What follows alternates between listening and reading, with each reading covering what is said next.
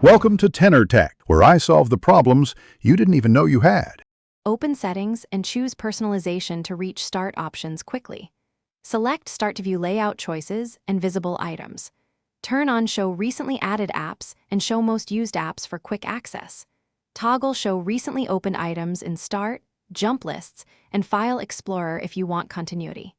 Use taskbar behaviors and move the Start icon to the left to restore familiarity. Restart File Explorer after changes to ensure settings apply immediately. For a full classic menu experience, install OpenShell, which is free and stable. Choose Start 11 if you prefer a polished paid option with easy controls for $99. Start All Back is another paid choice at $99 that restores taskbar behavior and Start visual details. After installing, open the replacement app and select the Windows 10 or 7 layout you prefer. Apply settings, then sign out and sign back in to finalize appearance changes immediately. Before making registry edits, export your registry to a reg file for safety and future restore. If changes do not take effect, restart Explorer or sign out and sign back in to apply modifications.